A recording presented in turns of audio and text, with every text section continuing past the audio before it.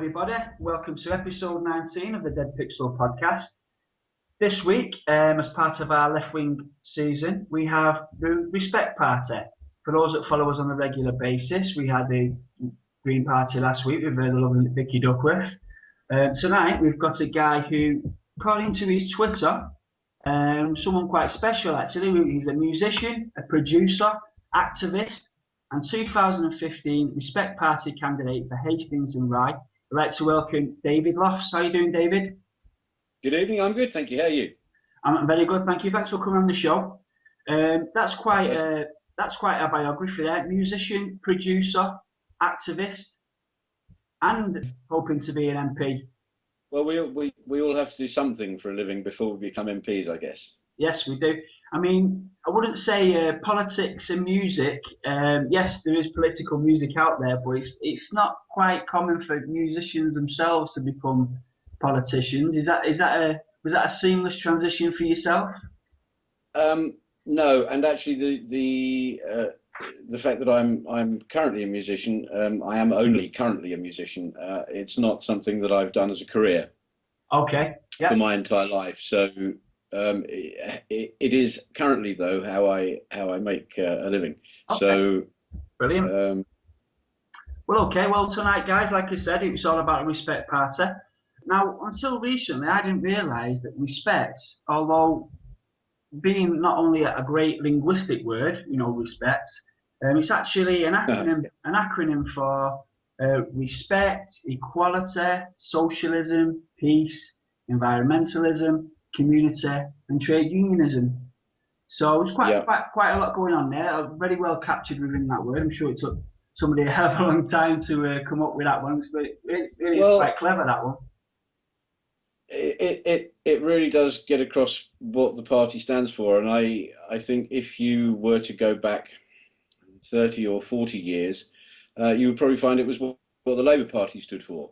Okay, yeah. Those were the basic central values of what the Labour Party used to be. Unfortunately, as it's moved closer and closer to the right, those values have left the party, I feel. Along with our party leader, George Galloway.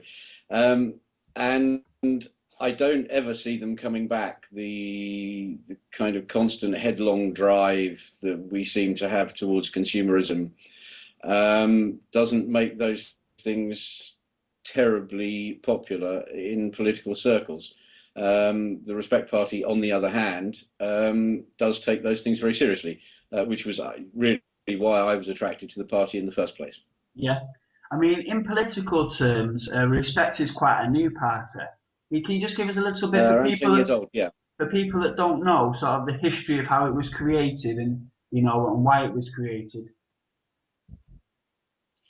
Well, the whole thing I think originated from George, and there was an anecdotal thing of George being asked by Mr. Miliband whether he was possibly interested in still being associated with the Labour Party, and during which conversation Ed Miliband said, "So why did you leave the party again?"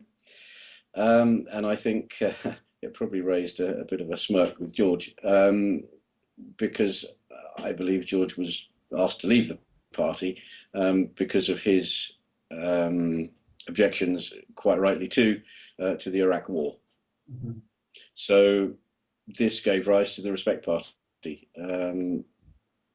So it seems, and it has been around since. It has been in existence since, and George has been a constant member of Parliament and constantly pushing the Respect ethos. The difficulty with anything like the Respect Party, anybody that wants to do anything which is seen to be possibly slightly contentious, or anybody that points out that the Emperor is standing stark naked, does tend not to get very far. And the objections that everybody has to George, and therefore, along with it, the party, are their objections. But Respect is growing, and it's growing at a reasonably good rate. I mean, we're not catching up with the Greens by any stretch of the imagination. But as a party, we are growing. But we're also growing not just in numbers, we're growing in the way that we are looking at politics in the political arena and how we can shape our future in it. Yeah. So just for those that don't know, just going back to sort of the history of respect, because it is quite interesting. Correct me if I am wrong, but from what I could gather, it was actually some of the founder members are quite interesting because from what I've read there, George Monbiot was actually at the very beginning of respect. Is that correct? Sorry, I missed that on a dropout. Oh, sorry, George Monbiot, the Green activist, was also one of the founder members of Respect. Apparently, yes. I mean, this is a long time before my entry into the party. I decided that I would stand as MP in September or October last year. So I certainly wasn't around then. But yeah, I mean, there have been quite a few comings and goings. There was even an article in the Guardian not so long ago asking if anybody knew who the leader of the party was, although I think that was probably a put-up job by the journalist. Yeah. It does not have an outward persona as a party, and that's something that we will be looking to fix as part of what we're doing for the general election. Yeah. So, like I say, I mean, from what I can gather, George Monbiot, a famous environmentalist, he was involved from the beginning, and you've had a fair few famous, sort of activist, politician type people. We've got Salma Yaqub as well, and also as well Ken Loach. Ken Loach was in Respect for a while as well, wasn't he? Famous. I did not know. Yeah. I did not know that. Yeah. Ken Loach, the actor. The director. Yeah. The director. Ah, okay. Yeah, he was in it for a short time. But obviously, most people, when they think about Respect, there's one figure there that stands out above others, and it's George Galloway. Now, I'm somebody that actually does, and I'm not just saying this, because you're on the show. I'm actually somebody that really likes George Galloway. Followed George Galloway. In fact, I remember going to a talk that George was on, and I didn't realise it at the time that he was speaking. I didn't even really know who he was, and it was when the Socialist Workers' Party and also Respect was sort of one party really. And I remember George stood up and he was speaking there, and he was such a captive audience, and I thought, who is this guy here? And I thought it was a brilliant speech. And so I followed him obviously on and off throughout the years. But he is quite, as much as he is a popular figure, and as much as I personally do like him, and I assume you like him as well, obviously being in Respect. Yeah, there was no surprise there. He is actually quite a divisive figure, isn't he? In regards to the people that have left Respect, the splitting of Respect with the Socialist Workers' Party, and obviously, as much as, like I say, I like a lot of what he says, there does seem to be a media campaign to smear him at every turn, and they pick up on every syllable, in order to sort of discredit him. How do you feel as a party member? It's almost like a blessing and a curse, it must be, that someone who's also one of the major figures of the left is also in the mainstream, which is, let's face it, that's where Respect wants to be. Yeah. Oh, absolutely. I mean that, and where he should be. I mean, but he's also, like I say, it seems like a blessing and a curse because the mainstream media always want to vilify him, and if you ever want to break into that mainstream, as a Respect party member yourself, what's your feelings in regards to, this idea of a personality politics? Well, politics is a personality game, as I am discovering. And obviously being fairly new to it, it came as a little bit of a surprise. But George's personality is George's personality. I happen to think that he's a really great guy. Mm-hmm. I think the biggest thing that he has going for him is that he speaks the truth, regardless of the cost to himself or actually to anybody else. Yeah. Including Respect, though, yeah? You'd agree? Including Respect of the party, yeah? Including the party. I'm sure if George thought or felt that something was wrong, he would speak up. And as we know, people who consider themselves to be authority figures don't desperately like people speaking up for themselves. And it's obviously got George into some hot water, but it's also allowed him to do an awful amount of good, not just in Bradford West, where he is the MP, but in the rest of the world as well. So, as with all people, there are good and bad aspects, I guess.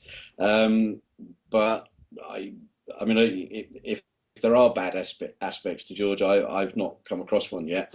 And I was talking to just the other day, literally the other day, talking to my wife about George. And since I was 22 years old, this is the first time I have been proud to say the name of the person that I work for. Right. Okay. That's very good. That I think that sums it up. And I can Yeah. remember the name of the last boss. His name was Paul McQuillan. Well, So, I was going to ask you actually. Now you just said that there, that you're actually proud for the person you work for. Was George Galloway the reason that yourself chose Respect over another party, or was it actually the policies of Respect that made you decide Respect is for me? Was it I George think himself, or was it the party? George obviously has a huge impact on my decision, because I could no more go and work for David Miliband than fly. Sorry, Ed Miliband. Mm-hmm. I just don't have enough respect for him as a human being and as a man, to say that I am proud to work for him. Whereas George, I think, because he means what he says and he says what he means, gets my seal of approval, my respect. Yeah. And I have to say, there are not that many politicians who I can say that of. However, Caroline Lucas is another, the Green Party. Yeah. Fabulous politician, and so I'm told, a lovely lady to boot. And as I came in to the sort of decision-making process on where I was going to go with my political ambitions, the toss-up was between Greens and Respect. I thought they were the only two parties that offered any kind of different strategy from the mainstream. Mm-hmm. I thought they were also the only two parties that had any sense of honesty and decency about them, to be honest. And the Green Party already had a candidate for the area that I wanted to stand in. Okay. And the Green Party is not like UKIP. If UKIP decide they're going to kick out a candidate and appoint a new one, they'll do it. The Green Party wouldn't have done that, I don't imagine, for a minute. So my choice was therefore fairly straightforward, because Respect, given a toss-up between Green and Respect, and Green had already gone, it had to be Respect. But I have to say, I got on it straight away and worked very, very hard to make sure that I was selected. So, So, David, are you coming into politics as a socialist, or what's your personal individual beliefs? You said there was a toss-up between the Greens and Respect.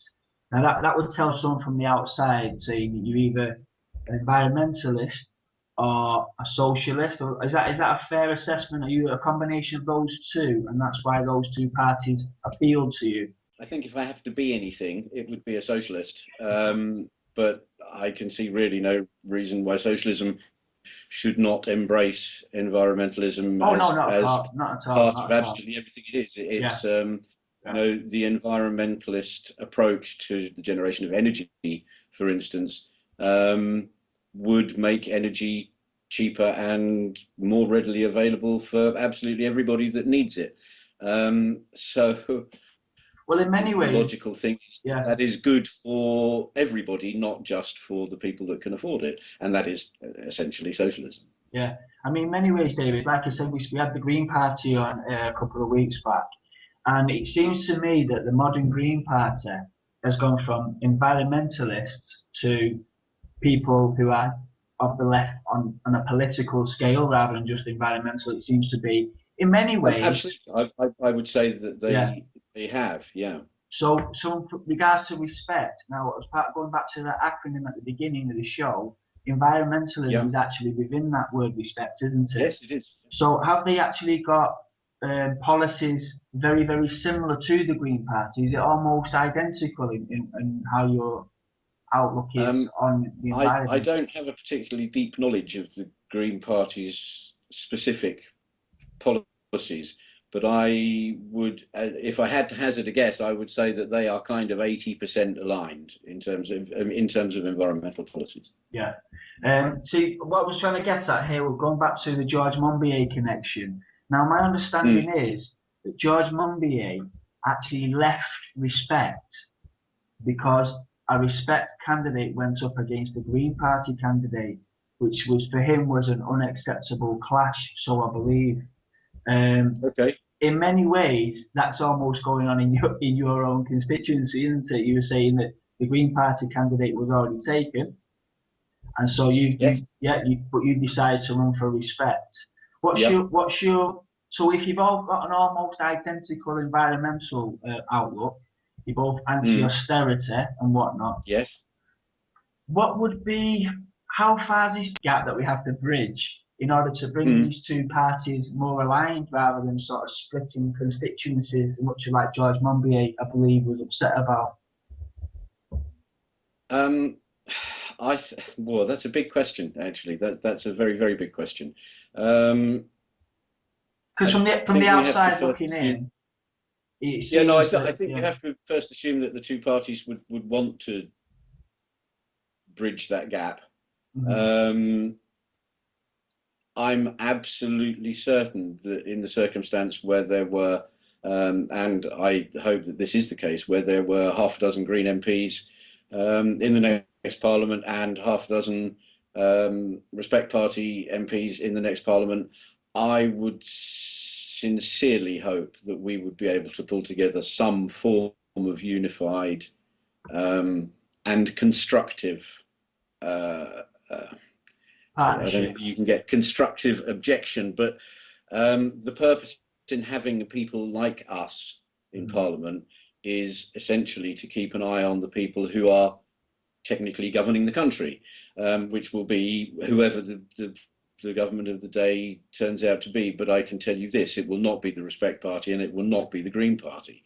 Yeah, And you know, this is one of the things where we really need to be honest and say, well, you know, Respect is not going to be governing the country in May, and we therefore have to use whatever solidarity that we can find. I mean, I am actively working with my local Labour candidate in my ward because at the end of the day, they are interested in the same things that we are interested in, which is dealing with austerity and providing a little bit more equality in an environment where people currently don't have any.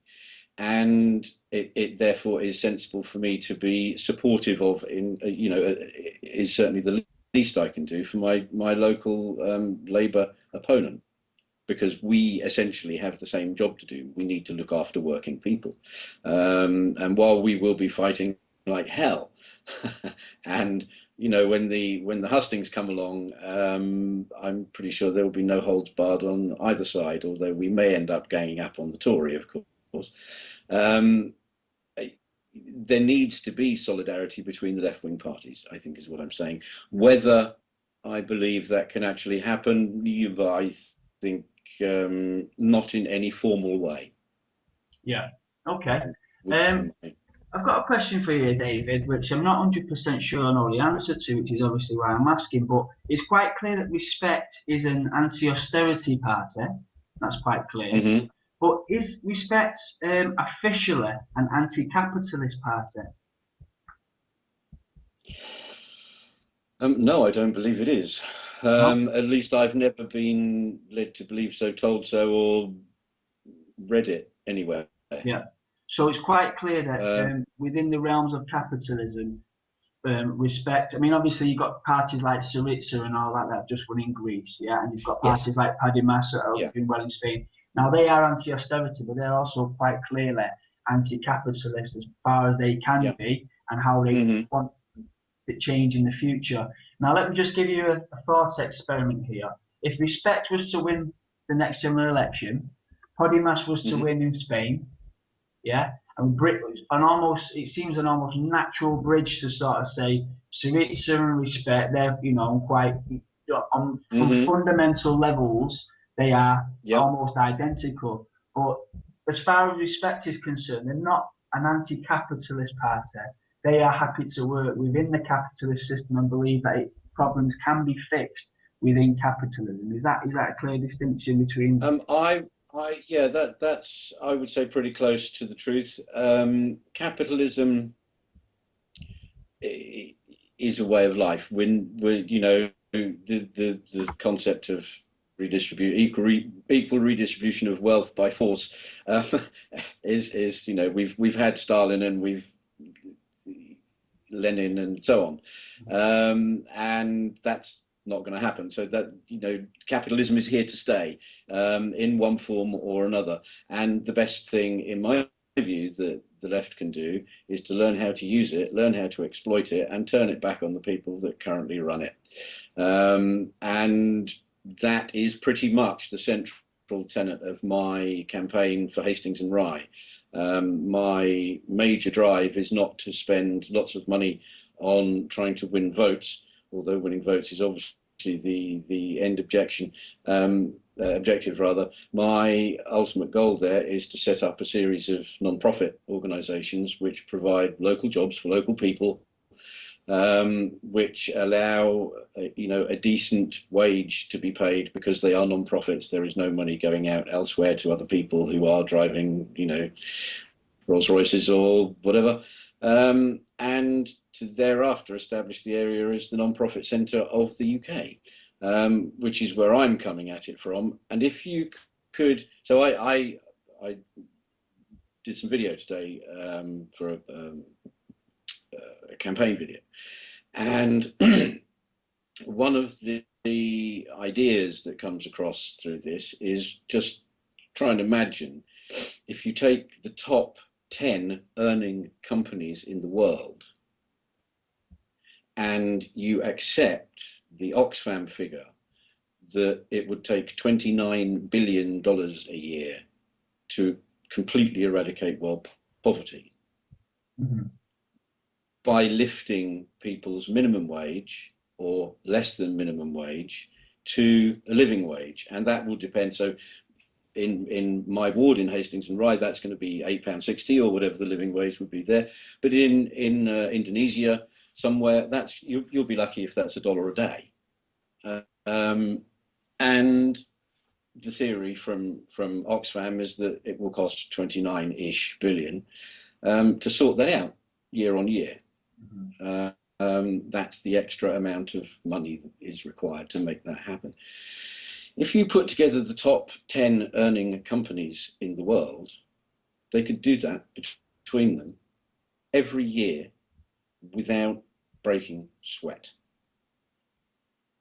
And the idea that these people know this, they must know this. There is no way that they cannot understand that.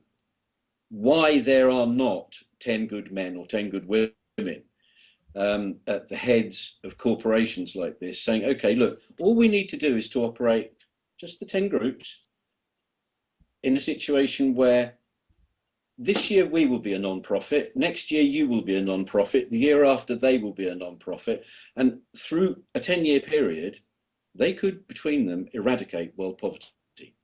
It is feasibly possible. Well, yeah, of course it is. Yeah, I mean, I suppose we're touching in the realms of ideology and whatnot there, Well, it and is an what, ideological situation. Mark Zuckerberg's never going to do that, nor is George Soros. yeah. Google are not say, oh, well, okay, we'll wipe our profits out for next year to feed people in Malawi. Yeah. It's just not going to happen. But when you distill that down to the fact that that is all it would take is 10 good people at the heads of these organizations to achieve that, it kind of makes me look at my ward and where I am as an opportunity there to do something really, really, really good. So I've already started the process with setting up some non-profits. Yeah. I have a couple functional already, and a few more to come. So by election time, there will be 5 or possibly 6. And so that's an initial investment there of £500,000 coming into the town. And I am currently working on a target of £100 million within the 5-year period, already working through the capitalist system with merchant bankers, as we like to call them, to secure funding, to build non-profits and to attract other non-profits into the town, to actually try and turn the place into what it should be, which is an incredibly vibrant, creative environment. And it really does deserve some love and attention. It's been overlooked by 30, 40 years of government. Yeah. Well, I wish you all the best with that, definitely. Just going back to Respect as sort of a national party, going back to, we'll do a little bit of another thought experiment here. So say Respect were elected. Obviously, you've been man enough to stand up and say, we're not going to be elected, but so let's be real about that. But let's just say you were, okay? What would be the policies, in your opinion, that no matter what the economic conditions later on after the election, whatever, that Respect would push through, no matter what, and what would those policies be that would stand out from the other parties? So I'm thinking along terms of maybe what would be nationalised or these types of policies. What do you think? What people that are listening right now would be interested to know that some of the flagship policies that you think, as much as you know, would be pushed through as real policies, Respect policies, if you were elected? Okay. So you need to start there with basic services. And the NHS would receive more support than it currently does. Whether we would go in for yet another top-down reorganisation, I doubt very much, because the major things that are wrong with the NHS can be fixed with money. Unfortunately, the country doesn't have an awful lot, so we would therefore have to try and look at ways of bringing more in. And being the Respect Party and being the left-wing organisation that we are, that logically would have to come from taxes. So those who are wealthy and comfortable could expect to pay a bit more tax, and those who are not wealthy and not comfortable at all could expect to be looked after a bit better, until we can try and bring about a median. There are some very significant things that we would, I'm sure, almost immediately do. So TTIP would be out. It is a simple, no-brainer situation where we have a limited number of people with personal interests trying to hive off bits of the NHS. So that would not be allowed to happen. TTIP would go. I'd be very interested. I haven't done it yet, but I will have to do it. I will have to have a chat with George about foreign policy, because I'm pretty sure he will have some fairly strong views on it. It's not necessarily something that ever would have come up even in a the wildest brainstorm within the party, trying to look at potential new avenues, because I don't believe anybody in the party is suffering from hubris to the point that they believe they're going to be running the country. I'm sure someone is. I don't think so. If George wanted to run the country, he'd have stayed in the Labour Party, I think. He's far more interested in real matters than running an entire country, I think. So policies, back to policies. We have a fairly clear policy, actually, which you'll find on the website in relation to the EU. We believe that, and I think probably to a man within the party and woman, we believe that we should be in the EU. I personally believe that it needs some reorganisation in the way that we are attached to it. But we do all believe that we should be in the EU, and as a party we believe that we should be in the EU. However, one of the first things that we would do if we were in power is to hold a referendum. And I think that makes us very different from everybody else, because most will say, well, we think we should hold a referendum, and we might hold a referendum, and there's been one postponed already, in order to get the general election away, along with a number of other things. Although we did manage to rush through legislation on fracking under people's homes, which when you weigh up the two things together, I find a bit odd. Our policy on the EU, though, is very, very straightforward. It's in or out, and it will be determined by the people of the country, which is as it should be. Although this kind of thing does start to worry me, because we will then, and as does happen, you have the knee-jerk reaction of yes, we should be in, and no, we should be out, and the vast majority of voters have a view. However, the view is not necessarily predicated on the proper education of what will happen if we leave. And I think if people understood what would happen if we left, or what could happen if we left, once people do come to realise, our car industry will disappear, the entire banking sector will move to Frankfurt, with the possible exception of some, the odd little player. And the country will be barren. Just the car industry moving out would cost us 100,000 jobs overnight. So, we really should be in the EU. Any more policies you'd like? Well, just actually, obviously, any policies, I don't know your policies. I'm just wondering if there's policies out there that the general public you think would be quite interested in. Is anything that you would nationalise, let's say? Is there, the railway, or these types of things? Is there stuff there that you think people should know, don't know, and you think they'd be interested in? Flagship policies? No, I don't. As far as I'm aware, there is no policy on it, but I doubt very much whether we would nationalise anything. It's the kind of thing, and I've been involved in it the other way. I've been involved in sell-offs, so I handled the flotation of BT3, the third British Telecom flotation, managed all the advertising for it and so on. Doing it that way was pretty straightforward and pretty seamless, as far as the outside world was concerned. But if you worked at BT at the time, your life was chaos. And to do something similar in any industry, whether it be railway or, doesn't matter what it is, causes chaos and costs a fortune. Mm-hmm. And I don't believe that the country is in the position where we can afford to be doing things that cost a lot of money, when the things that we've got already are not necessarily broken. They just need a little bit of tender loving care. And that's what the NHS needs, and that's what the rail infrastructure needs, the road infrastructure. It doesn't need us to tear it down and start again.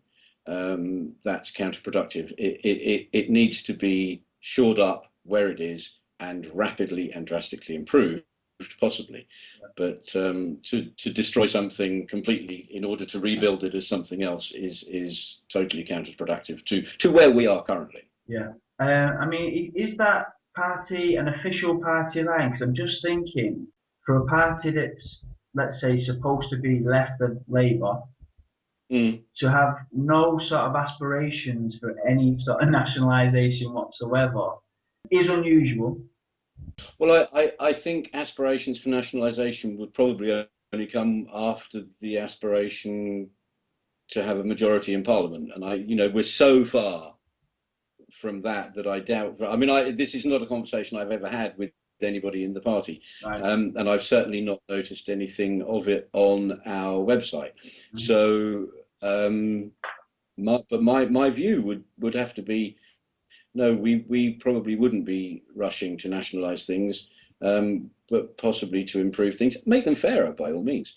But nationalisation costs money, and we haven't got any. Yeah. Okay. No. Do you know what? I've got to tell you, you're being really honest here. It sounds like Respect know their position in the grand scheme of things. There certainly doesn't seem to be any illusion of grandeur at all. You know, and these policies, like you're saying, foreign policy and what's going to be nationalised, if that's not even coming to, you know, the circle of debate, then I've got to take my hats off to you at some level because obviously that would be a kind of a futile debate at this stage of your development. Yeah, Yeah, it would be a pointless waste of time really yeah, for us to yeah, be thinking about it. You know, our energies are much more focused grassroots level. The work that George does and has done for years in Bradford is all about the local community. okay, And, you know, this is something that Respect does or has come to mean, to me at least, is that everything is about community. It is about where you live and who you live with.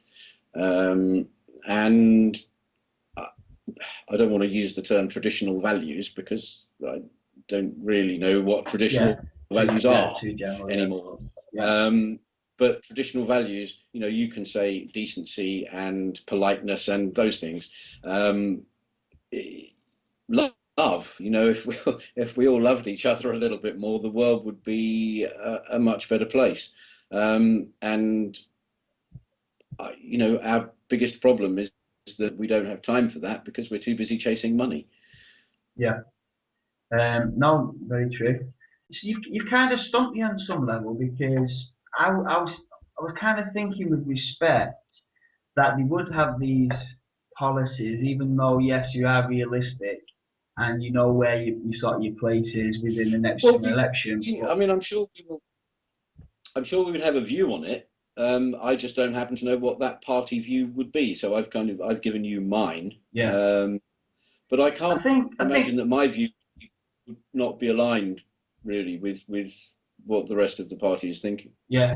Do you know what? I'm just thinking there because George was such a vehement supporter of the Labour Party, and he was sort of sacked, wasn't he? He didn't leave. I'm wondering if when you're thinking about these grandiose things like foreign policy and whatnot, I bet they would be very much aligned with Labour, like in the traditional sense, wouldn't they?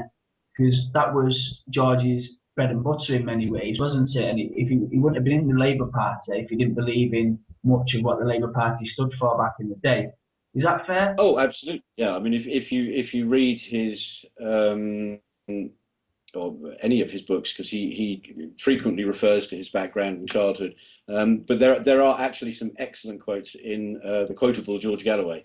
Um, but yeah, I mean, he refers to his childhood and you know early life in I guess the same way that my uncles did, I mean, who you know came from the north of England and were you know worked on the land and worked in shipyards and worked underground in coal mines, um, and from there comes your labour tradition, um, whether it's by nurture or by nature. I think depends very much on the individual. George, I think, is probably both. I have to say, I have become lefticized uh, by nurture, not by nature. By nature, I started off kind of quite seriously on the left, but eventually became a Tory and joined in with the excesses of the 1980s advertising industry, and Wow, you know, eventually came to see the light. wow, that's some journey. So you went from the left to Tory voting, advertising, Yes, guru. I went from extreme left. Um, Well, welcome back. in, Was it in anything the in the was it anything 70s. in particular that brought you back to the left after such a halcyon journey in the 80s? I, it was a gradual shift, I think. Although there were probably one or two major catalysts that helped along the way, but there was a gradual shift. I lived in Moscow in Russia for 2 and a bit years, um, and learned an awful lot more about socialism while I was there. And because of the time that I was there, um, it immediately post Glasnost and Perestroika. So Moscow was kind of like London in about 1968. It had that kind of energy where it felt like it could explode at any minute and that anything was possible. But underneath that, there was another level of, old ladies that had to go around the streets and find literally Pepsi Cola bottle tops to carrier bags of these things into shops. And this is really only 10, 12 years ago. So, or maybe more than that, 15 years ago now. And that helped me, I think, along the way very much, because it made me think about my life, because my life while I was there was immensely privileged. It's not something I'd really experienced before. I had 2 drivers. I had, the company paid for my apartment and flights everywhere, and I was really having a very, very, very good time. But there was this melancholy to it that grew and grew as part of being there, I think. Okay, yeah. So you saw the 2 And extremes. then a couple of other fairly significant life events that saw me go from as an individual, as a man, from being a, whatever you want to call it, a thrusting executive, to becoming a much more sensitive individual who was, concerned for the welfare of other people. And I can't say it was like, Saul on the road to Damascus, but it was certainly an awakening. And I was then, stuck in a position where I experienced this poverty for myself. I experienced prejudice for myself, and suddenly realized, well, there are lots of people who can't stand up to this. I'm a relatively resilient, fairly intelligent guy. I can stand up for myself, but there are literally millions who can't. They don't know how to. For a start, they were never taught because of the education system that we have. We teach people how to tick boxes. We don't teach people how to live. This is another of George's things for education, particularly in Bradford, but it rolls out across the country as a policy. The way that we teach, the things that we teach. I was incredibly lucky in my education because I was taught not to remember the dates of all the wars, but to look and to understand why those wars started. The dates were kind of irrelevant. I didn't go to the kind of school that drilled you with numbers and dates. It gave you the ability to seek information for yourself. And again, this is something we don't have here anymore. It just doesn't exist. I think we're trying to do too much with schools. We have too many different types of school, academies and free schools, and it's faith schools, and it's all just gone a bit crazy on the school front. And education is, especially early years education, is the essence of building a society, and it's something I don't think we're terribly good at. Not just in the UK, but as a human race, it's not something we do terribly well. Yeah. So you've actually got quite a global view of the world, haven't you, David? You've well travelled, and Yes, I lived. it seems that you sort of, even though you work in a local constituency, and you do keep breaking out into these sort of global way of seeing things. In regards to a national level of respect, what would respect's role be? Not necessarily foreign policy with wars and all that. It's probably quite clear that it would be what that is, but we wouldn't have any wars. yeah, that we wouldn't participate in any wars, yeah. But how would respect on a national level? I'm just thinking in regards to sorts of what we would sell as a country or import and export on a level. Would it be more of a humanitarian level of import and export. I'm just thinking at the moment. I believe the UK's biggest export is arms. Now, I want you You mean in terms of trade, you in mean? terms of trade, yeah. And I just Mm, want you to put yourself in about 20, 30, 40 years into the future, where respect is mm, a very powerful party that you hope it to be. Yeah, and it's been in power hmm for a very, very long time. What would be some of the seismic events, yeah, in regards to imports and exports under a respect country, yeah? What would fundamentally change to, because I'm just making this connection because you're such a globalist person and you're viewing and you keep breaking out into these sort of global events and if all the 10 companies of the world gave 30 billion and all this type of thing, so where would mm. respect fit into this worldview that you've got that you would hope for as a UK Oh, party, as a powerful party? I would like to see the party at the centre of it. There is a growing popularity for the idea of non-profit. There is also a growing popularity, and this is seen. And we haven't really mentioned UKIP yet, but wherever UKIP opens a shop, there is suddenly a line of people outside saying we don't want UKIP in our town. Now that hasn't happened with a political party, well, as long as I can remember.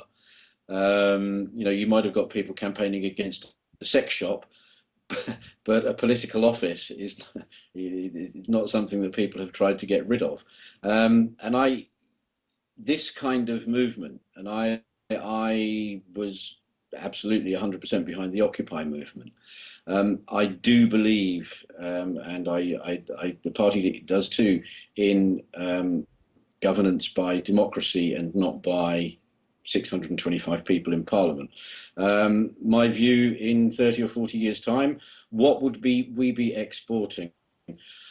We have the skills here, and we certainly have the higher minds, the thought leadership um, to export healthcare. Um, Ours is, among the best in the world when it's working properly. And when you think about all the other countries of the world, and I watched a news segment this morning on the Ebola crisis, and we haven't heard about it for a while, and everybody thinks it's gone away. It's still there. Um, if we had been able to export our healthcare on a non-profit basis, our healthcare system, if somebody had been able to fund that, that would have made a huge difference to the problem in West Africa with Ebola. Um,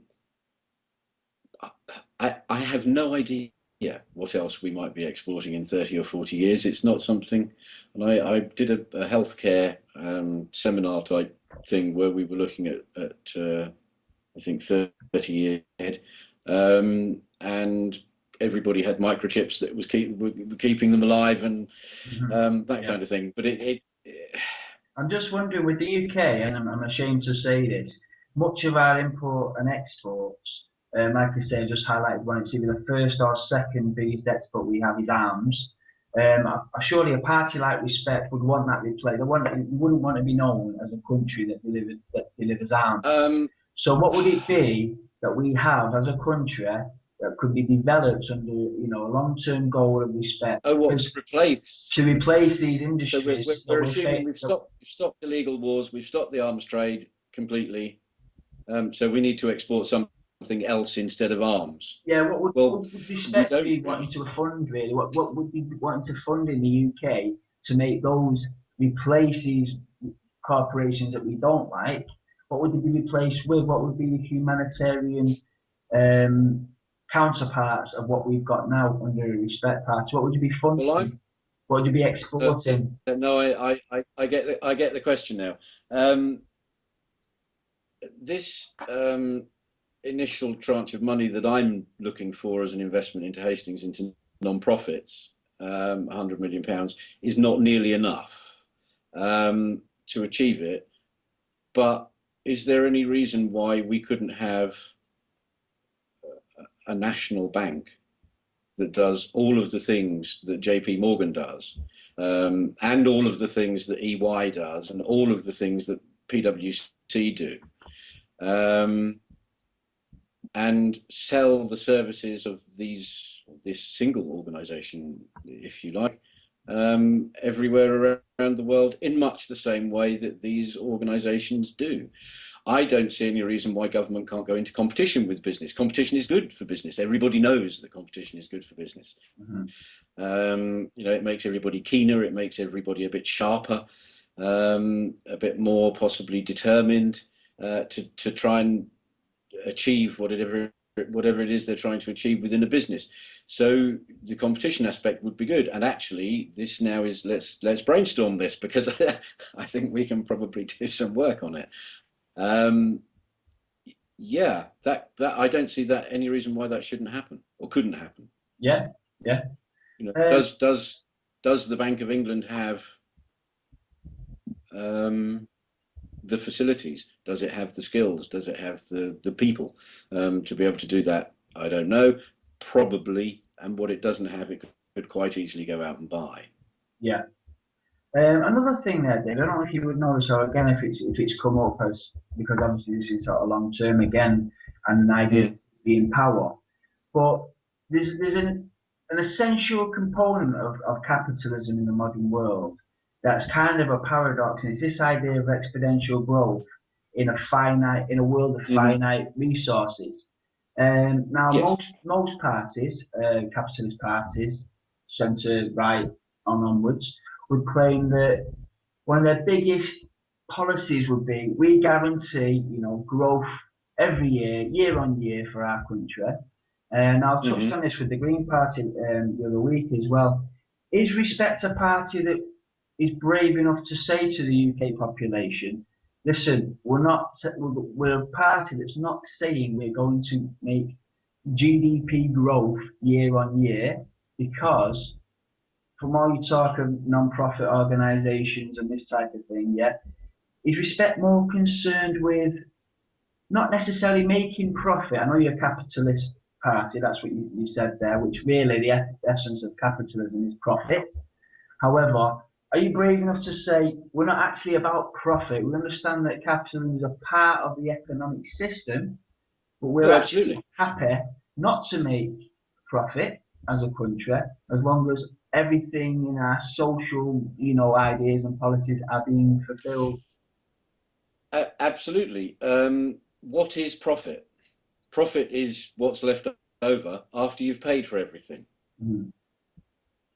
And if you continue paying for things and make the things that you pay for better each time you buy one, what you're doing is helping the people who produce the things, because they're produced here or grown here, or even if they're imported, the people who import them are making a living out of doing it.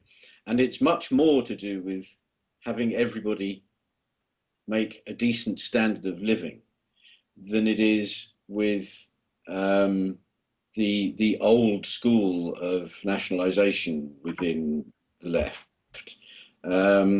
I can see absolutely no reason why we shouldn't be able to achieve a country where everybody has a reasonable standard of living. Yeah. It shouldn't be as difficult as it is. And the reason it is so difficult is that there are people who don't want it to happen. Yeah. But is Respect brave enough to come out into the open with that and say, because let's be honest, in the past 20, 30, maybe 40 years of politics in the West, the party that promises the most profit, is usually the party that gets in. Now, it would be a total change of narrative for someone to come in and say, I mean, it was Bill Clinton that famously said it's all about the economy, stupid. Yeah. And that since Clinton and before it with Reaganomics and Thatcher, that seemed to be, if you weren't talking profit for the country, then you're not really talking modern politics. But is Respect brave enough to stand up and say, we're not after greater financial profit for the UK as a whole, we're going to change we're going to change the narrative here and say it's not about profit ever. It's about, doing what's right, doing things because they're the right thing to do, not the most profitable thing to do. Because that would be a very hard sell for, at this moment in time, for a hell of a lot of people.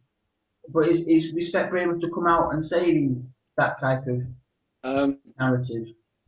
I think if I were to put that forward at a meeting as a possible policy, um, and we'd managed to kick it around to the point where it made good sense, then yes. I mean, if it was agreed by the party that that was the way to go, then yeah, you damn right, we would stand up and say so.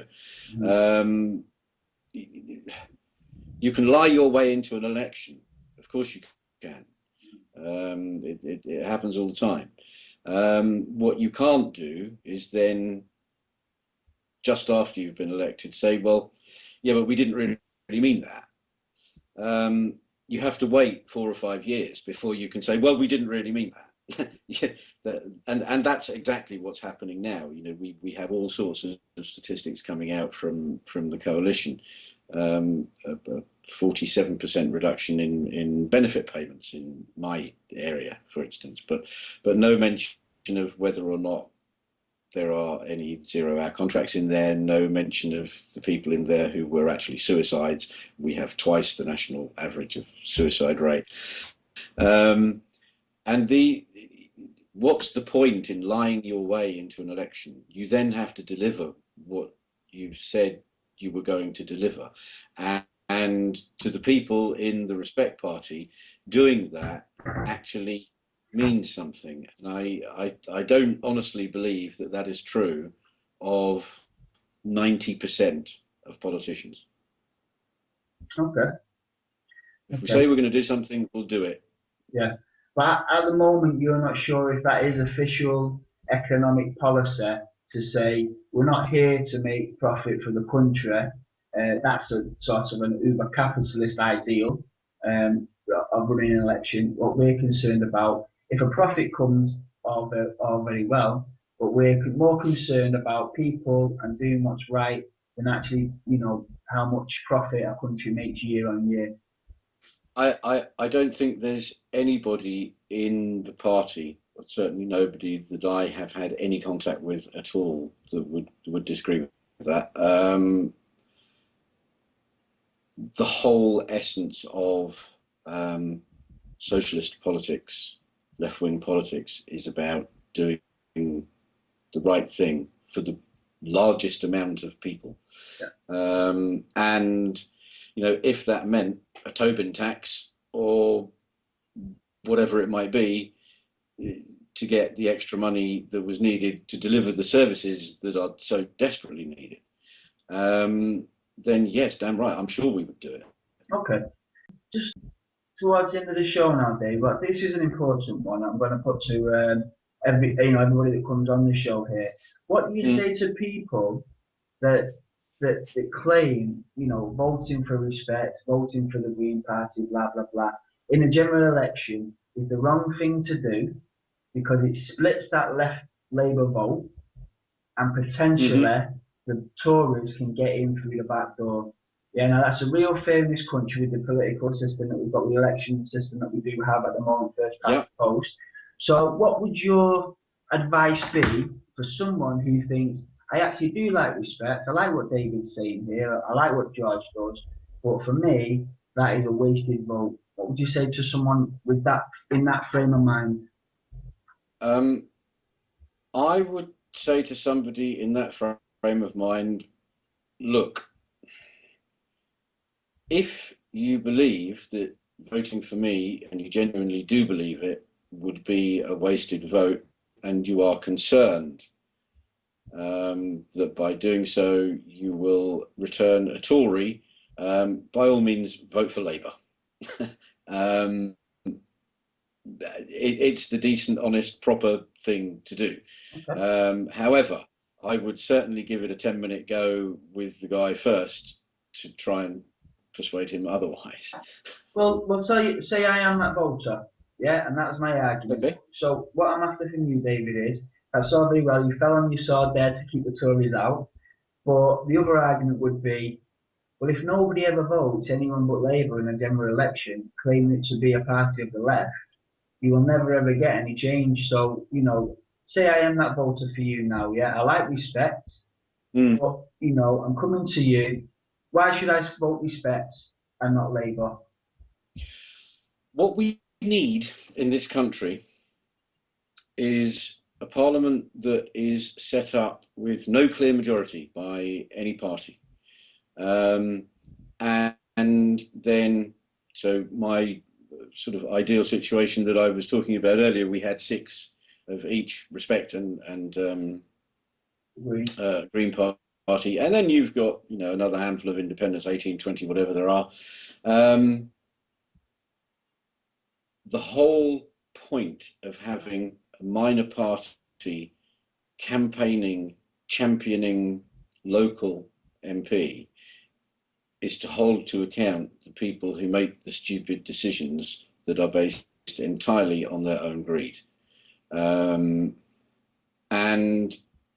if you continue voting for the mainstream parties, or indeed UKIP, who are emerging but are by no means a mainstream party, but if you keep on voting for those mainstream parties, all you will have is more of the same. And there must be some constituencies in the UK which are looked after by a local politician who has local people's interests at heart and who is not even remotely interested in running the country. And that is me. I have no desire whatsoever to run the country, but I will work my nuts off to sort out the problems in my hometown. Okay, that's brilliant. Is there anything finally before we do leave, David, that you want to say on behalf of, Respect, or anything you think people should know? Maybe one of the reasons why you joined Respect over the other parties. Do you think, people knew this, they might think different of us because in many ways, Respect is a party. It's very hard to separate George Galloway as a person and a personality from the party. Is there anything there you want to Yeah. just let people know, why it's more than just a personality? Yes, it is to do with me and my life, all of it. I was born in Rye. I grew up in Hastings, partly grew up in Hastings. Went to college in Hastings. Was homeless in Hastings on leaving college. So I have that experience. I was arrested and jailed while in Hastings, but as a young kid. So jail is probably too strong a term for it. I went to a young offenders institute for a little while. My background is very much from the street. I know I don't talk like it because they sent me to a posh school and they beat the accent out of me. But Respect, the Respect Party, is for me the closest party to the street that I come from, and that is, I think, probably says everything that I need to say about the party. It understands the man on the street. It feels for the man on the street, and regardless of whether he's English, Italian, Arabian, Christian, Muslim, Hindu, Sikh, Jew, whatever. It is a totally inclusive party, completely colourblind, no concern for disability. I was very upfront about my life when I came into the party. I was welcomed. I doubt very much whether that would have happened with any of the others. It is a real people's party. And I believe as well, you're allowed to be an affiliate of other political parties, aren't you, as well as Respect? One of the few You can parties where, affiliate, yes. so you could easily be a Labour member and also a Respect member. And from the Respect side, I mean. If I was going to choose, it would probably be to USC, but Yeah. That's quite an interesting addition for the party. You can actually be affiliated with other groups, and with respect as well. You don't have to be the Yeah, sick. well, Sarah Owen, who's my competitor in Hastings and Rye for Labour, is I think affiliated with a co-op group of some kind. Yeah, Yeah, I know. I do. Yeah, within Labour there is a couple of branches actually that are sorts of within the Labour umbrella. That co-op group may be one of them actually. But oh well, anyway, Dave, thanks for your time today. I wish you all the best in the upcoming Hope you elections. got what you needed. Yes, I did. I think that's quite an honest assessment of the party. Um, I think other party people that come on here could take a leaf out of your book there, rather than pretend somewhat, that there is these Well, grandiose topics that are debated week in, week out. You come on and you basically said, we know where we are within the political spectrum in the UK, and you're pretty much concentrating on what you can do rather than what you would do. Is that a fair assessment, would you yeah, say, at the moment? Yeah? that sums it up very well. Yeah. And while we may have dreams, and you may call me a dreamer, but I'm not the only one. Yeah, well, honestly, great assessment. Yours by the sound. Yeah, great assessment, David, and I wish you all the best. Thank you very much. Okay. Well, okay, guys, thanks for tuning in again. Next week we have somebody, hopefully, from the Socialist Labour Party. I just need to get that confirmed, but there'll be somebody within a couple of weeks' time. I'll put all details on our Twitter and Facebook for anybody that's interested. So if you've got any comments or questions regarding tonight's show or the up and coming show, please, leave them wherever you want. Please subscribe to our YouTube channel. And thank you again to David, and thank you all for listening, and we'll see you in a couple of weeks. Good night.